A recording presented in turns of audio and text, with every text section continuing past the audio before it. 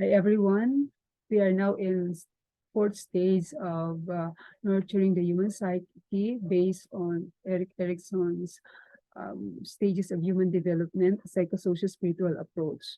Okay, so in fourth stage, we have peer or gang age, which happens between 6 to 12 years old. So I just remember one time when my son came home from school. He looks devastated, and he asked um, about why would his classmate won't talk to him, and you could feel yung sadness and somehow doubts, confusions. Bakit gano'n? Bakit sila nag-uusap-usap? Tapos pag ako nagtatanong, hindi nila ako pinapansin, hindi nila ako sumasagot. Sila-sila lang nag-uusap.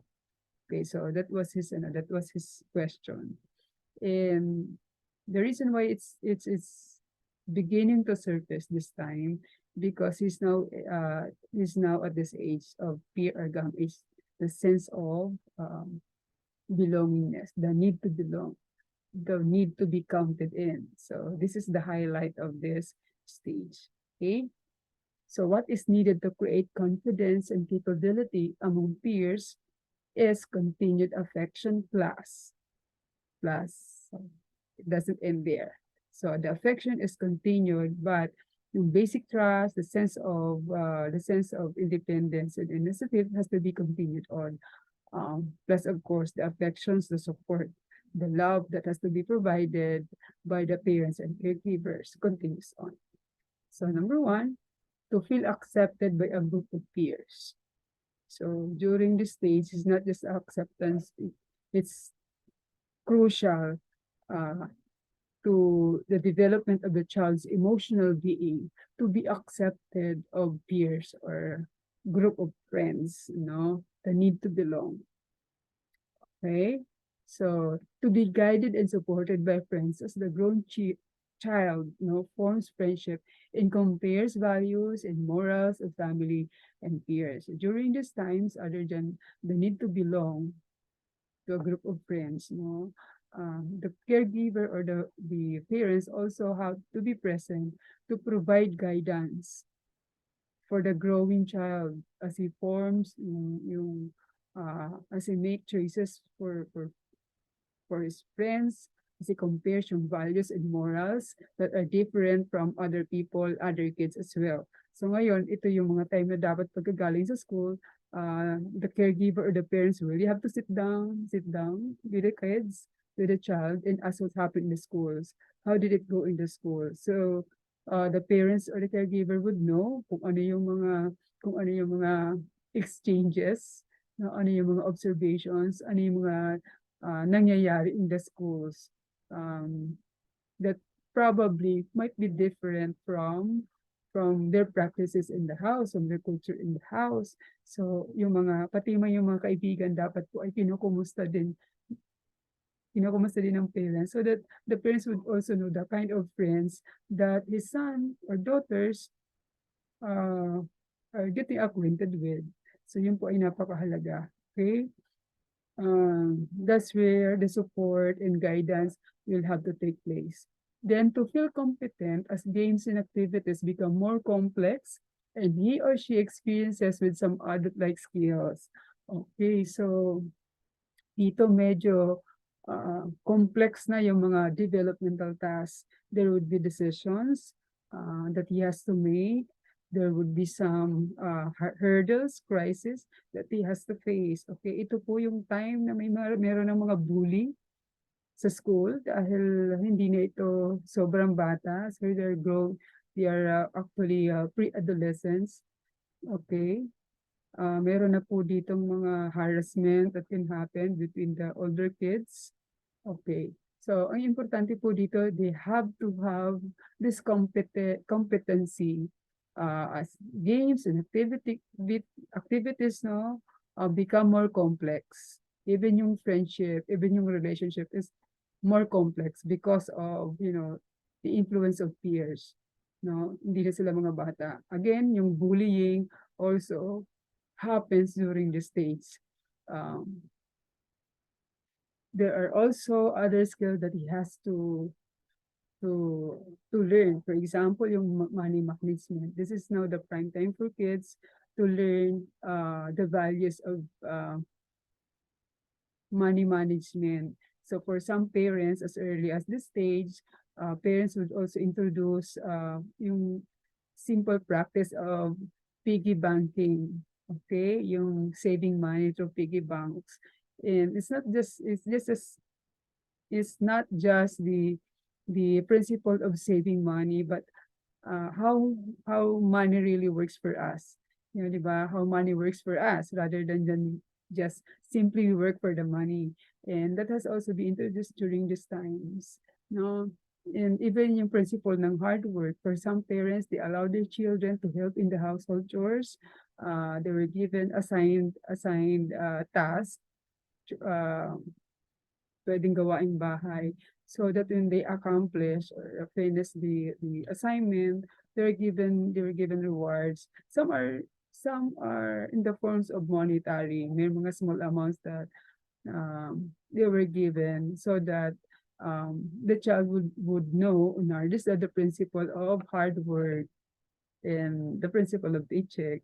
Yung mga ganon, mga simpleng ano lang yun, object lesson for kids to understand yung money management as early as this age. So they don't have to wait for the child to land a stable job only to learn yung money management. Okay, so pwede na pong simula yun dito. Then, if basic trust and independence, initiative, and confidence are acquired by a child, he will become or he will have this positive development such as they will obey parents in the face of peer pressure and be able to resist peer pressures. So now, having had the experience of saying no to giant adults, now they can say no to to bullies in the school campus. So they cannot be pressured just to comply, but rather they can face them squarely in the eye and then obey parents in the face of peer pressure. Magsasabihin sa parents, okay? Kasi alam nilang tama ang parents kumpara doon sa impluwensya ng iba. And then appropriately comply with both parents and peers without losing personhood. So ito naman yung mga cases na okay naman si nanay, pero okay naman yung mga kaibigan. Kaya lang, kung nagpaalam na sasama sa kaibigan, pwedeng hindi sila pinapayagan, pwede rin yon. At tama rin naman yung parents kasi pwedeng underage pa. Or kaya hindi naman talaga nila kakilala pa ng gusto yung mga kaibigan. Pwede rin gano'n. Pero of age na rin naman. Pero may reason din naman. Halimbawa, gagawa sila ng project, etc. So, ito yung mga case na pwedeng you can comply with parents, you can negotiate without losing yung personhood. So, pwedeng dito, pwedeng i-obey niya yung parents niya by not going to the friends, no, with friends to do their homeworks overnight. Kunyari, mag-sleep over with friends. Pero at the same time kasi, pwede niya rin namang magawa yung assignment niya on his own sense of independence. He can still contribute to the project, school project, with his friends without losing his personhood. Hindi rin naman siya napahiya sa mga kaibigan niya. Nagawa niya pa rin yung dapat niyang gawin. So still he contributed to the project but without having to disobey his parents. So yung po yun, intact pa rin yung kanyang integrity. Hindi naman siya naging mama's boy. Okay, responsable din pa rin naman siya. Alright, so have a keen sense of what is fair with both parents and peers. So at times, merong mga cases na magandang example po dito yung mga halimbawa estudyante, no? May mga cases na ang estudyante minsan lagpas-lagpasan ang paghingi ng baon sa magulang. O kaya kung may extra, sasabihin pambili ng project, yung pala wala naman talagang project. O kaya yung pambili nga ng project pero may tubo pa. Pero for the person, for the child with positive development and trust with the parents, this doesn't have to be. No, he can ask for extra when he needs it, or he can save some money if he needs an extra without having to be unfair to the parents or with the peers, no? Yung mga ganon. So, hindi kailangang sabihin sa nanay, for example, na ah, natulog po ako sa aking mga kaibigan, pero ang totoo noon, hindi naman talaga sa kaibigan natulog. So that's not fair, ano? Not fair for the parents and not fair for her friends, for his friends. So ang ano dito yung integrity, yung kanyang personhood. He knows how to care and keep his integrity or personhood intact. Okay. Then we'll be able to withstand conflict in friendship. So there would be a time na mga kaibigan pwede nagkakatampuhan, ano? But for the person, for the child with healthy personality, healthy development, he would be the one to maybe he would be the one to stand in the middle as mediator. Pero you cannot expect him to be the one parang siding on the other party, no? Hindi siya yung nanggagatong. Maaaring siya pa yung maging way para maging maayos yung conflict. And even if he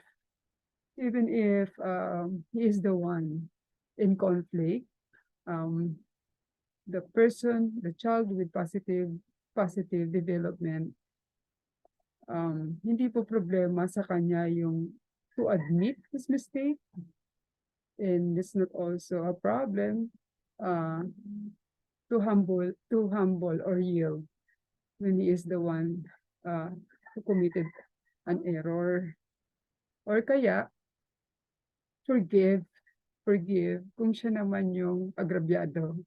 So yung resiliency mabilis, no? Hindi ito yung magtatanim ng sama ng loob to the point na ayaw niya na makita yung kaibigan niya. So madaling magpatawad, pero madali rin siya mag-admit ng kanyang pagkakamali. Alright. Feel competent in task. So in terms of competency, so wala sa kanyang problema yung complexity of task that is coming in because of the siyempre by this time siguro papunta na siya sa grade 6 na siya, no, malapit na siya mag high school. So yung mga assignments, yung mga requirements would be more complex compared in lower years. So feel competent in task. Okay, so he has developed already the level of competency needed for the next level.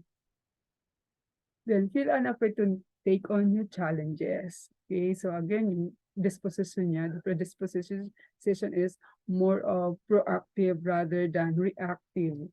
Okay, so positive yung kanyang disposition.